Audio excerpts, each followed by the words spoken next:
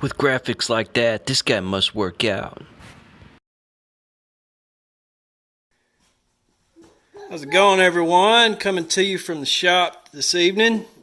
Thought I'd give you a little video on fans and heaters that I use for job sites. So this is based off of Handyman remodeling work, and a lot of these are, you know, a series of evolutions. So I started out with something small because that's all I could afford, and of course you get to the much bigger item here that I've only had a couple years. So I'll kind of go through these and give you a little hint on what I've found to be best about each one, and what I use them specifically for. So I'll kind of start with this heater unit. This is actually a Peyton. It's one I got from Walmart. And all this is a little coil heater. So it's got a coil down inside there. It's got a thermostat.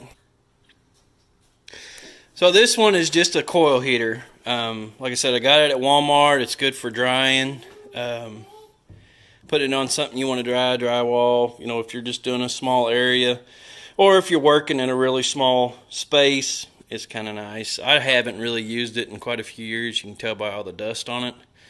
But for a pinch, it's not too bad. And they still sell, I won't even bother with a model number because I don't know if they still sell the same thing, but you can get several versions of this heater still at Walmart. I'm sure Lowe's and Home Depot carry a similar version.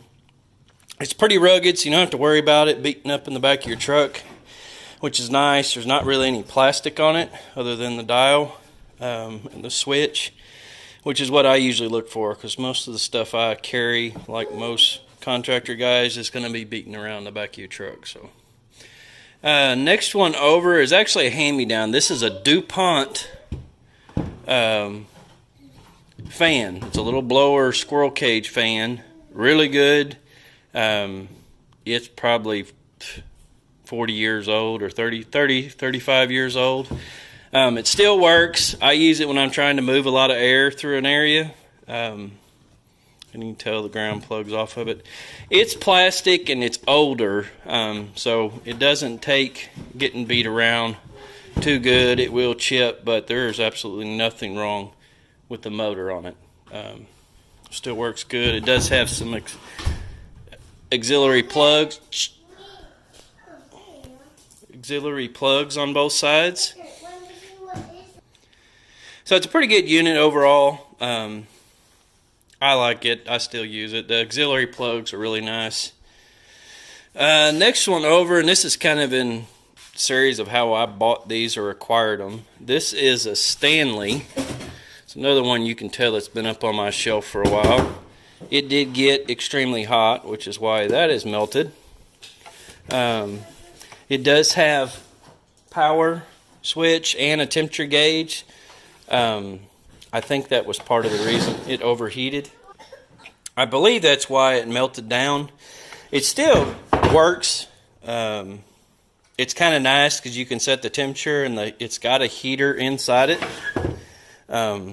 So you can set the temperature on it, and it'll kick the heater coil on, depending on the temperature.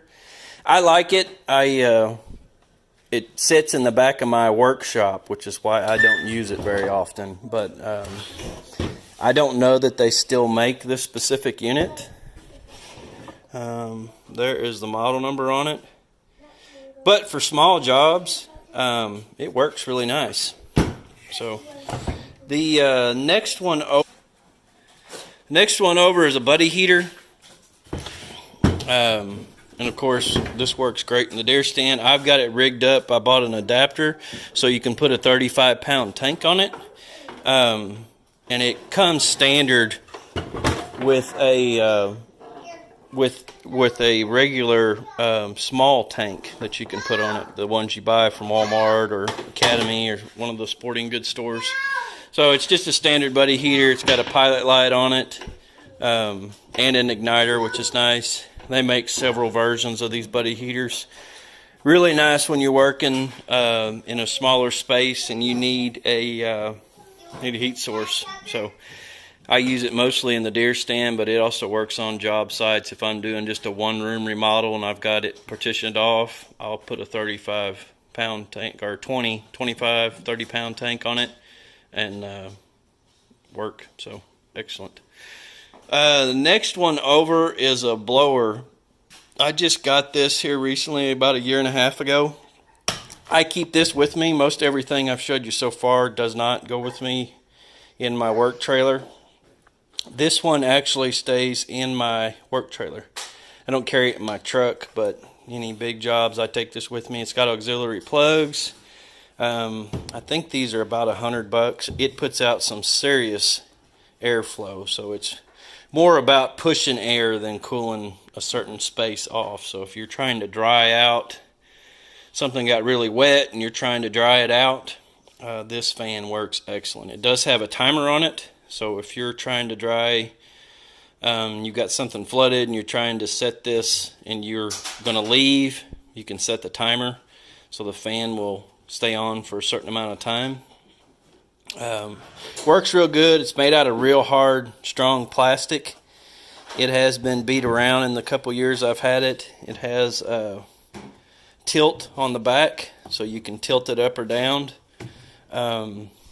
Excellent little blower fan. There's the model number on it. I have still seen these at Lowe's and Home Depot, but for being an air mover, that is an excellent little deal. They make bigger versions of it, but for remodeling, that's perfect. Next one down is this fan. I believe this is a 30-inch. Got this at Lowe's, I believe. Everything on it's metal. It's real rugged. Actually stays on my back porch right now for grilling, but still use it on job sites. I used it for quite a while until I got my bigger orange fan behind me. But excellent for moving air. And the summers we have here get 100 plus. It's got 2 speeds on it. And let's see if I can get you the model number on it. There's the model number on it. I've had this for about 3 years and it still works like a champ. Next one, and probably my proudest purchase for a fan, is this Air Max. I believe this is a 42-inch. I got this at Home Depot about 3 years ago, 2 years ago. And it will move some serious air. So when it's really hot in the summer, especially when I'm doing a whole house remodel, I'm gutting the entire house, and don't have any air or anything on. This is an excellent fan for moving air throughout the house, at least to try to get it remotely cool. It has 2 speeds, a high and a low. This one didn't come with it, but it comes with brackets so you can mount it like up in the corner of your shop. Of course, I don't, because it goes with me on my job sites. There's a model number on it, and it moves some serious air. Love this fan. Stays in my shop most of the time, but any big remodels I've got, that fan goes with me. And the last heating unit that I've got, and I bought this on Amazon, is this little, I grew up calling them salamander heaters. I don't think that's what they're actually called, but that's what we always called them. It is a Dyna-Glo Deluxe. It'll run on diesel or kerosene, which is nice. Kerosene is extremely expensive, so I've been running diesel in it. It's not as efficient with diesel, but it'll still run on it. Works really well. I haven't had any issues with it at all. It's got a thermostat on it, which is really nice, so you can set the temperature gauge, and then it'll kick off or on based off your temperature setting. So really cool. And the model number on this is somewhere in there. But they still sell this on Amazon. It had excellent reviews, and I use it in the wintertime, most of the time just to heat my workshop. But you and remodels, it would also be really nice because it will heat up. I've got a 25 by 30 shop. I can turn this on, and it's not insulated. The peak ceiling's probably 15 foot high. I can turn this unit on in about 15 minutes with it being below freezing outside. My shop is warm, so really awesome little heater. It does put out a lot of heat. The only thing you got to watch is don't put anything right up close to it. But other than that, that is an excellent heater. So hope that helps. There's kind of a walkthrough of the fans and the heaters that I use. So y'all have a great day. Thanks. This guy needs to be a poster child for birth control. If you like that video, hit subscribe.